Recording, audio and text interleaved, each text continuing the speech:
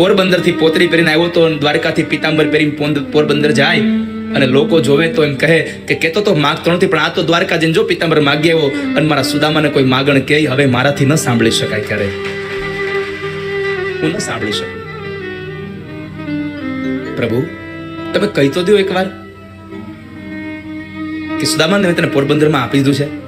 ભગવાન કહે છે, મોટા ભાઈ, મારી પાસે માગવા આવનારો માણસ જો માગી ન શકતો હોય તો હું દેનારો છું, કેમ કહી શકું મેં તને આટલું આપ્યું છે. અને પછી સુદામદેવ બ્રાહ્મણને બે ભાઈઓ જ્યારે વિદાય કરવા માટે 56 સીડી ઉતરે છે ત્યારે છેલ્લી વાત દાઉ દાદાએ કરી કે કનૈયા, દારૂકને કહો ને રથમાં બેસાડીને મૂકી આવે. હા ભાઈ, દારૂકને કહું તો હમણાં મૂકી આવે, પણ ના, સુદામાને હાલીને જવા દો. કારણ સુદામા જેવો પવિત્ર બ્રાહ્મણ મારી દ્વારકાની ધરતીમાં ઉઘાડા પગે ચાલશે ને તો મારી દ્વારકાની ધરતી પાવન ને પવિત્ર બની જશે. એને ચાલવા દો ઉઘાડા પગે, એને ખુલ્લા પગે ચાલવા દો. પછી તો સુદામદેવ બ્રાહ્મણ દ્વારકાથી નીકળીને પોરબંદરમાં આવે અને પોરબંદરમાં પોતાની કોઈ જગ્યાએ કુટિયા જોઈ નહીં. એટલે એવા સમયે મોટા મોટા મહેલો હતા, હાથી દાંતની કમાનો હતી, આ બધું જોયું અને એમાં બરાબર સુદામદેવ આવ્યા છે, સમાચાર સાંભળ્યા એટલે ઢોલ નગારા વાગ્યા છે, શરણાઈઓ વાગી છે, એનું સ્વાગત સન્માન થયું. અને જ્યારે સુશીલા નારી સોનાની થાળીમાં એક દીપ લઈ અને આરતી ઉતારવા માટે આવે ત્યારે પૂછ્યું, સુશીલા શું છે આ બધું? ત્યારે સજળ નઈને સુશીલા બોલ્યા છે કે તમારા મિત્ર આવ્યા હતા, આ બધું આપી ગયા છે. તમારા મિત્ર આવ્યા હતા કૃષ્ણ, આ બધું આપી ગયા છે. ત્યારે આકાશ તરફ નજર કરી આંખમાંથી અશ્રુની ધારા સાથે સુદામદેવ બ્રાહ્મણ એટલું બોલ્યા છે કે એ કનૈયા, દ્વારિકામાં એક પીતાંબર કઢવી લીધું, પોરબંદરમાં આટલું બધું આપી દીધું મને. સુદામદેવના પૌવા ખાઈ અને ભગવાન એમને ઐશ્વર્ય આપ્યું.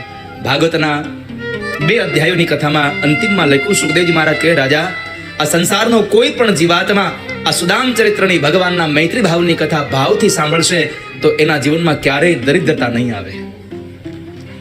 દરિદ્રતાનો અર્થ વાલા સ્વજનો માત્ર પૈસા ન હોય એને દરિદ્ર કહેવાય એવું ન હોય. ક્યારેક વિચારોના દરિદ્ર હોય છે માણસો. વિચારનો દરિદ્ર ન થવું ક્યારેક.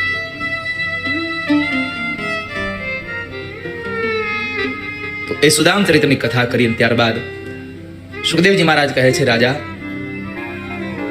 સૂર્યગ્રહણના દિવસોમાં કુરુક્ષેત્રના મેદાનની અંદર ભગવાન દ્વારિકાથી પોતાની રાવટી લઈને ગયા અને ગોકુળ વ્રજમાંથી નંદ બાબા, ગોવાળો અને ગોપીઓ બધા આવ્યા હતા. તો ત્યારે નંદ યશોદા બધા જ્યારે આવ્યા છે કુરુક્ષેત્રના મેદાનમાં, અને એ કુરુક્ષેત્રના મેદાનમાં આજે ભગવાન કૃષ્ણ સાથે માં યશોદા, નંદ બાબા આ સૌનું મિલન થયું. અને માં યશોદાની ગોદમાં બેસી અને માને કહ્યું, માં માગો, હું શું તમને આપું? અને માએ એટલું જ માગ્યું, પ્રભુ, જેમ આજ મારી ગોદમાં બેઠા છો ને એમ તમારી યશોદા એટલું માગે છે કે જ્યારે મારો અંતિમ સમય આવે ત્યારે તમે મારા ખોળામાં બેઠા હો, મારો પ્રાણ નીકળી જાય. તમે મારી સામે હો, મારી નજીક, મારી આંખોની સામે હો, મારો પ્રાણ નીકળી જાય. માં યશોદાને મુક્તિનું વરદાન આપ્યું, દર્શનનું વરદાન આપ્યું. ત્યારબાદ માં દેવકીને પ્રશ્ન કર્યો, માં તમે માગો. માં દેવકીએ માગ્યું, પ્રભુ, હું માં છું, મારે માગવું ન જોઈએ, પણ માના નાતે હું આપની પાસે 2 વરદાન માગવા છે. મારે 2 વાત છે. પહેલી વાત, કંસે મારી નાખેલા મારા 6 દીકરાઓને મારે એકવાર જોવા છે. અને ત્યારે ભગવાને સુતલ પાતાલમાંથી 6 દીકરાઓને લઈ આવી માં દેવકીને દર્શન કરાવ્યા. અને પછી માં દેવકીએ માગ્યું કે તમારા પિતાજીએ જે માર્ગ માગ્યો એ માર્ગ મને પણ આપો, મને પણ મોક્ષનો માર્ગ મળે. ભગવાન પાસે મોક્ષનો માર્ગ માગી સૌને ભગવાને દર્શનનું સુખ આપી અને સૌને વરદાન આપ્યા. એ કથા બતાવી શ્રીમદ ભાગવતના 10મા સ્કંદના ઉત્તરાર્ધ સાથે સંપૂર્ણ 10મા સ્કંદને ત્યાં વિશ્રામ આપ્યો. 11મો સ્કંદ એટલે ભગવાન સુદામ ગમનની કથા છે. બ્રાહ્મણોના શાપને લઈ અને કૌરવોની માતા ગાંધારીનો શાપ, આ 2 વ્યક્તિના શાપને લઈ અને યદુવંશનો નાશ થાય છે. કારણ જામવતીનો દીકરો સાંબ સ્ત્રીનો કપડા પહેરી અને પેટ ઉપર એક પાત્ર બાંધી અને બ્રાહ્મણોના સત્રમાં આવે છે અને બ્રાહ્મણોની મશ્કરી કરી કે હે બ્રાહ્મણો, આ સ્ત્રી અમારી સાથે આવી છે, આ સ્ત્રી આપને પૂછવા માંગે પણ એ શરમ અનુભવે છે, એટલે અમે એના બદલામાં આપને પૂછીએ છીએ કે આ સ્ત્રીને દીકરો આવશે કે દીકરી આવશે? બ્રાહ્મણો આવેશમાં આવ્યા, ક્રોધમાં ભરાયા અને કહ્યું કે હે યાદવો, તમે અમારું અપમાન કર્યું છે, માટે શ્રાપ દઈએ છીએ, નહીં દીકરો આવે નહીં દીકરી આવે, પણ યદુવંશનો ક્ષય કરે એવું હળ મૂષણ પેદા થશે. શ્રાપ મળ્યો પાત્રને જ્યારે ખોલે છે પેટ ઉપરથી તો એમાં હળ મુસળ નીકળે. ઉગ્રસેન મહારાજે એને ચૂર્ણ કરી અને જળમાં ફેંકાયું. જે ચૂર્ણ જળમાં ફેંક્યું એમાંથી વનસ્પતિ થઈ, એનું નામ છે એરકા. એરકા નામની વનસ્પતિ, એની ધાર બહુ હોય, એ ધારદાર એ વનસ્પતિ થઈ. એક નાનો ટુકડો હતો, એ ટુકડો દ્વારિકાની અંદર દરિયામાં નખાયો હતો. માછલી ગળી ગઈ અને એ માછલી પ્રભાસ ક્ષેત્રમાં એક માછીમારના હાથમાં આવી. માછીમારના હાથમાંથી એ પારધીના હાથમાં ગઈ અને એ ટુકડો પારધી પાસે ગયો. એને પોતાને તીરનો આગળનો ભાગ બનાવી અને શિકાર કરવાનું નક્કી કર્યું. કાળ તમને ગમે ત્યાંથી ગમે ત્યાં લઈ આવે, આ નિશ્ચિત છે. પછી તો કહેવાય છે કે બ્રાહ્મણોના શાપને લઈ દ્વારિકામાં અનિષ્ટ થવા લાગ્યા છે. નારદજી જ્યારે વારંવાર દ્વારિકામાં આવતા ત્યારે વસુદેવજી મહારાજ એમ કહેતા કે એક ગ્રહસ્થના છોકરામાં હું ભાળી ગયા છે આ નારદ, કે બધું મૂકીને અહીંયા આવ્યા કરે છે. પણ જ્યારે એને ખબર પડી કે આ ગ્રહસ્થનો દીકરો નથી, આ તો પૂર્ણ બ્રહ્મ છે, ત્યારે નારદને કીધું પ્રભુ અમને કંઈક સત્સંગ કરાવો ને. ત્યારે નારદજીએ નવ યોગેશ્વરની વાત ત્યાં વસુદેવજી મહારાજને કરાવી, સત્સંગ કરાવ્યો. અને જ્યારે આ બાજુ ભગવાન પોતાની લીલા સમેટવાની તૈયારી કરે, યાદવોને પ્રભાસ ક્ષેત્રમાં લઈ જવા હતા, તીર્થના દેવતાઓનું પૂજન કરાવ્યું હતું, દ્વારિકામાં અનિષ્ટ થવા લાગ્યા, ત્યારે આ વાતની ખબર જ્યારે ઉદ્ધવને પડી તો ઉદ્ધવે આવીને ભગવાનને પ્રાર્થના કરીને એટલું જ કહ્યું, દેવ દેવેશ યોગેશ પુણ્ય શ્રવણ કીર્તન સંહય તત્કૂલમ નૂનમ લોકમ સંત્યક્ષતે ભવા. પ્રભુ જાણું છું કે તમે બ્રાહ્મણોનો શાપ મિથ્યા કરી શકવાની તાકાત ધરાવો છો, પણ તમે નહીં કરો. પરમાત્માએ જુઓ બ્રાહ્મણોનો મહિમા વધારવા માટે શું કર્યું. દ્વાપરના અંતમાં પણ પરમાત્માએ શબ્દ બ્રાહ્મણોના શબ્દને ખોટા ન પાડ્યા. કારણ કે જો હું દ્વાપરના અંતમાં બ્રાહ્મણના શબ્દ ખોટા પાડીશ તો કળિયુગમાં બ્રાહ્મણના શબ્દમાં કોઈને ભરોસો નહીં આવે, બ્રાહ્મણ ઉપરનો ભરોસો હટી જશે. એટલે બ્રાહ્મણનો શબ્દ મિથ્યા ન થાય. એટલે ભગવાને જેનાથી કાળ ડરે છે એ કાળને બધાને પોતાના વશ કરવા માટે નીકળે છે. ઉદ્ધવજી કહે છે મને સાથે લઈ જાઓ. ભગવાને ના પાડી કે જન્મ અને મરણમાં કોઈનો સાથ નથી હોતો, એકલા જ આવ્યા અને એકલા જ જવાના, સાથી વિના સંગી વિના એકલા જ જવાના. આમાં કોઈનો સાથ નથી હોતો. ઉદ્ધવ તમે અહીંયા રહો, હું તમને શ્રાપમાંથી મુક્ત કરું છું, પણ તમે એક કામ કરજો, રામા અવતારમાં મેં મારી પાદુકા ભરતને આપી હતી અને કૃષ્ણ અવતારમાં મારી પાદુકા હું તમને આપું છું. આ મારી પાદુકા લઈ બદ્રી વિશાલ ક્ષેત્રમાં જજો અને મારા આ જ્ઞાનનો ઉપદેશ તમે સૌને આપતા રહેજો. ભગવાને જ્ઞાનનો ઉપદેશ આપ્યો, એમાં સંદેહ, એમાં સૂચન કર્યું પરમાત્માએ, આ મૃત્યુલોકના લોકોને કહેજો સત્સંગ કરે, સત્સંગથી જીવન તરી શકાય છે. આ મૃત્યુલોકના લોકોને કહેજો યોગ્ય ગુરુના શરણે જાય. આ સંસારના લોકોને કહેજો કે મનુષ્ય અવતાર જેવો બીજો કોઈ અવતાર નથી. આ ભવસાગરને તરવા માટે આ મનુષ્ય અવતાર હોડી છે. નૃદેહ માધ્યમ સુલભમ સુદુર્લભમ પ્લવમ સુકલ્પમ ગુરુ કર્ણધારમ મયાનુકુલેન નભસ્વતે રિતમ પુમાન ભવાબ્ધિમ ન તરેત આત્મા. આ સંસારમાં એકમાત્ર જો કોઈ સાધન હોય આ ભવસાગરને તરવા માટેનું તો એ મનુષ્ય અવતાર છે, આ હોડી છે. આ હોડીને ચલાવવા માટે ગુરુ એ નાવિક છે. તમારી પાસે હોડી સારી હોય, ભવસાગર હોય, નાવિક સારો હોય, બધું જ હોય, પણ યાદ રાખજો વાલા ભક્તો, જ્યાં સુધી પરમાત્માની કૃપાનો અનુકૂળ પવન નહીં મળે ત્યાં સુધી આ નાવ કિનારે નહીં જાય. પરમાત્માની અનુકૂળ કૃપાનો તમને પવન જોશે. માટે પરમાત્માની કૃપા બની રહે આપણા ઉપર. પ્રભુ રાજી થયું કરજો. જગત રાજી થાય ન થાય એની ચિંતા ન કરશો. બસ મારો ઠાકોરજી રાજી થવો જોઈએ, મારો હરિ રાજી થાય, મારો પ્રભુ રાજી થાય. અને આ દુનિયાને રાજી કરવા જશો ને તો એકને રાજી કરશો ને તો બે રિહાય. આ દુનિયાનો નિયમ છે. તમે એકને મનાવવા જાઓ તો બે રિહાઈ જાય, ભાઈ તમારી ઘરે ઈ આવશે તો અમે નહીં આવીએ. અને જ્યારે આપણી ઘરે સારું કામ હોય ને ત્યારે જ અમુક માણસને રિહાત આવડે, ત્યારે જ આડો પગ કરે. આ સંસારને તમે ક્યારેય રાજી નહીં કરી શકો. આ નરું સત્ય છે. બાપ દીકરો ઘોડો લઈને નીકળે, બાપ ઘોડા ઉપર બેઠો હોય, દીકરો નીચે આવેલો જતો હોય તો ગામના લોકો તરત કહેશે આ બાપને જરાય એને દયા આવે છે, આ ફૂલ જેવું બાળક નીચે આવેલું જાય છે ને પોતે ઘોડે ચડ્યો છે. આ વાતને સાંભળી બાપ નીચે ઉતરે, દીકરો બેહે તો બીજા ગામના લોકો બોલ્યા આ દીકરાને જરાય શરમ આવે છે, ગૌઢો બાપ નીચે આવે છે ને પોતે ઘોડે ચડ્યો છે. તો બાપ દીકરો બે ઘોડે ચડી ગયા. તો ત્રીજા ગામના લોકો બોલ્યા કે આ બાપ દીકરા બેને મૂંગા પશુ પર જરાય દયા નહીં આવતી, બે ચડ્યા છે. તે બાપ દીકરાને થયું હાલને ઉતરી જાય, કોઈ બોલે જ નહીં. તે એક બાજુ દીકરો ને એક બાજુ બાપ આયલો જાય ઘોડાની લગામ પકડીને. તો એ ગામના લોકો બોલ્યા કે હાલીને જવું તો ઘોડો હારે હું કામ લીધો? આને ન પહોંચી શકો તમે ક્યારે? આ દુનિયા છે. એકને રાજી કરો તો એક રીસાઈ જાય. ભગવાને કહ્યું છે કે આ સંસારમાંથી આ તરી જવા માટે, આ ભવસાગર માટે આ નાવ છે. તરી જાજો વાલા ભક્તો, ઠાકોરજીને રાજી કરજો. ભગવાને પોતાનો ઉપદેશ આપી અને તમામ યાદવોને લઈ પ્રભાસ ક્ષેત્રમાં ગયા. ત્યાં પરમાત્માએ પોતાની જ લીલા અને પોતાની લીલા વડે કાળના મોઢામાં બધાને નાખ્યા છે. યાદવો અંદરો અંદર જગડ્યા છે. ત્યાં શસ્ત્ર નહોતા તો જમવા માટેના જે વાસણો હતા એ વાસણો એકબીજાના માથામાં મારી મારી મોતને ઘાટ ઉતાર્યા છે. અને યાદવા સ્થળીમાં ત્યાં સમાપ્ત થયું. ભગવાન ચતુર્ભુજ રૂપ લઈ અને પ્રભાસમાં પીપળા નીચે બેઠા છે.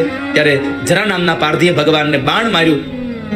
પણ મારે તમને એટલા માટે આ વાત યાદ કરાવી પડી કે તમારો ઉચિત સમય હોય ત્યારે તમે જો કામ નહીં કરી લો તો દાન દેશો ક્યારે?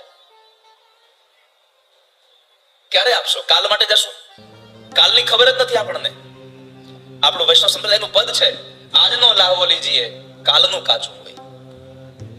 કાલની ખબર જ નથી તમને કે મને કોઈને. એટલા માટે વાલા વૈષ્ણવો, જ્યારે પણ તમારો સમય છે ત્યારે તમે સત્કર્મ કરી લેજો. અને મેં હંમેશા કહ્યું છે કે અહીંથી તમારે સત્કર્મનું ભાથું બાંધીને જ જવું પડશે. અમેરિકા ફરવા જાઓ સંતોષભાઈ, અમેરિકા ફરવા જાઓ તો ત્યાં જઈને તમે ડોલર લ્યો છો કે અહીંથી લઈ જવાના? કે હજી ગયા જ નથી? કોઈ પણ દેશમાં તમે ફરવા જાઓ, મારે ખાલી વાત એટલી કરવી છે, કોઈ પણ દેશમાં તમે ફરવા જાઓ તો ત્યાંની કરન્સી તમે અહીંથી લઈને જાઓ છો કે ત્યાં જઈને લ્યો છો? અહીંથી લઈને જાઓ છો ને. તો આ દુનિયાના દેશમાં તમે ફરવા જાઓ ત્યારે કરન્સી અહીંથી લઈને જાઓ છો, કારણ કે ત્યાં ઈ જ કરન્સી ચાલે છે. એટલા માટે તો એક વાત યાદ રાખજો, ઉપરના લોકમાં પુણ્યની જ કરન્સી ચાલે છે. તમારે અહીંથી લઈને જ જવી પડશે. અહીંયા નહીં મળે, પછી ત્યાં તમે કન્વર્ટ નહીં કરાવી શકો. તમારે અહીંયાથી જ લઈને જવી પડશે. અને એ તથાસ્તુમાં અત્યારે તમને બધાને ખાલી તમારા ધ્યાન દોરી દઉં. સૌથી મોટી સેવા ચાલી રહી છે અત્યારે ત્યાં આગળ, ભોજનાલયની સેવા. જે બાળકોને ભોજનની સેવા બનાવવાની, જે ઠાકોરજીનો થાળ થવાનો છે, જે આવનારા અતિથિઓ માટે જે ભોજન બનવાનું છે. બિલ્ડિંગના દાદા મળી ગયા, પણ ભોજનની જે સામગ્રી છે એની સેવા ચાલે છે. અને તમને આશ્ચર્ય થશે, આટલી મોટી રકમ ભોજનાલયના એ સાધનો અને છોકરાઓને બેસવા માટેના બેન્ચીસ ને બધું બનાવવામાં 3 લાખ રૂપિયાનો એસ્ટિમેટ આવ્યું કેતનભાઈ. અને 3 લાખ કોણ આપશે?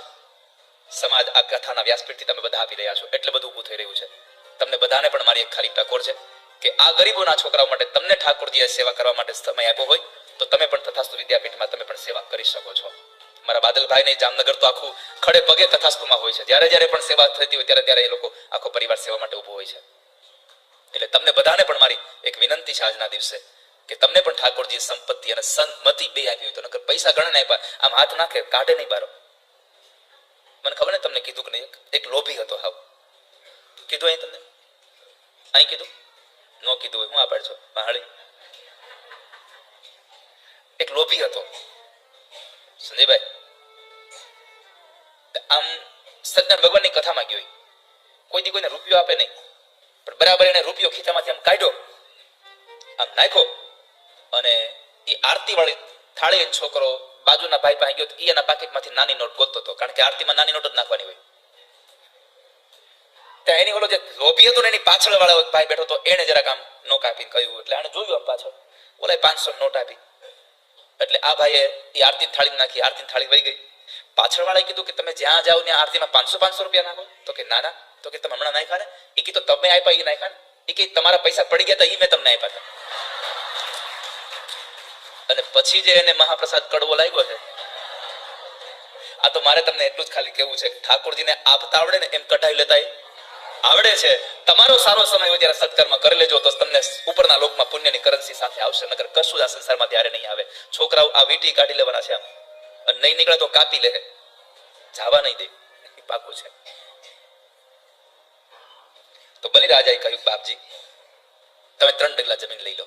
ભગવાને 3 ડગલા જમીન માટે સંકલ્પ કરાવ્યો અને જળ નીચે મૂક્યું કે મેં તમને 3 ડગલા જમીન આપી. અને એ જ સમયે ભગવાને વિરાટ સ્વરૂપ ધારણ કર્યું, મસ્તક પરમાત્માનું આકાશને આંબી ગયું, અને પગથી ભગવાને એક લોક માપ્યું. એક ડગલામાં આકાશ લોક, બીજા ડગલામાં ભગવાને પૃથ્વી લોકને માપ્યું. અને બલિરાજા 2 હાથ જોડીને બેઠો તો ભગવાનના ચરણમાં. પરમાત્માએ પૂછ્યું મારું ત્રીજું ચરણ ક્યાં પધરાવું બતાવ. બલિરાજા કહે છે પ્રભુ તમે તો બધું લઈ લીધું, હવે શું કહું તમને? ભગવાને કીધું તે 3 ડગલાનો સંકલ્પ કર્યો છે, જો તું અધૂરો સંકલ્પ રાખીશ તો નરકનો અધિકારી બનીશ, પાપી બનીશ તું.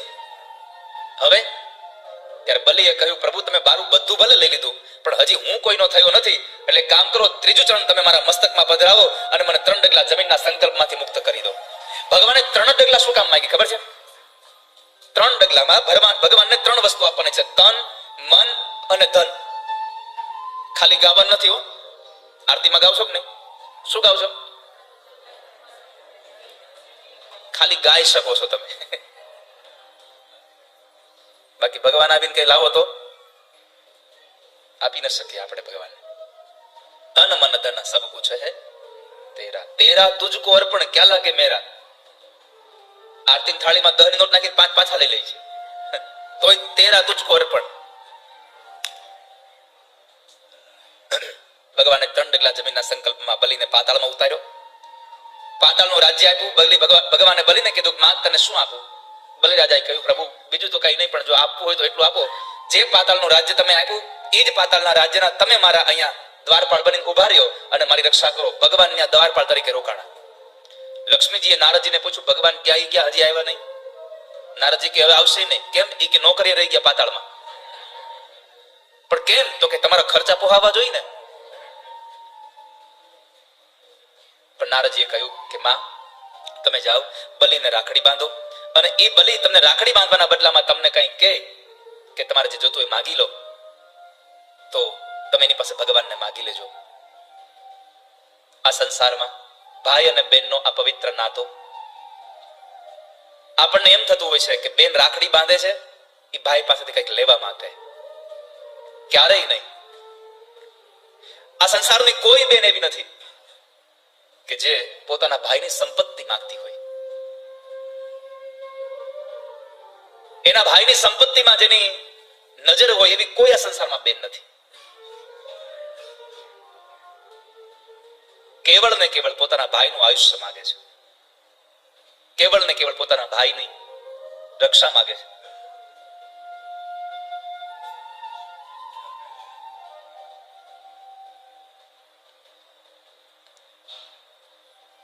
પરદેશમાં ગમે તેટલી દૂર રહેતી હોય, આ સંસારમાં બેન કદાચ બધું ભૂલી જાય, પણ પોતાના ભાઈને રાખડી બાંધવા માટે રાખડી મોકલવાનું ક્યારે ભૂલતી નથી. બેનને 2 સમયે ખૂબ એના ભાઈની યાદ હોય. બેન કદાચ પરણીને કદાચ ગમે તેટલા તવંગર ઘરમાં ગયું હોય, પણ જ્યારે એની ઘરે જ્યારે પ્રસંગ આવે ત્યારે એક જ વાટ જોતી હોય, મારો મામેરિયો હમણાં આવશે, મારો મામેરિયો હમણાં આવશે. મામેરામાં કેટલી વસ્તુ લાવશે ને એના માટે અગત્યનું હોતું નથી. કેવળ ને કેવળ મારો મામેરિયો આવશે એની અગત્યની હોય છે. બલિરાજાના હાથમાં રાખડી બાંધી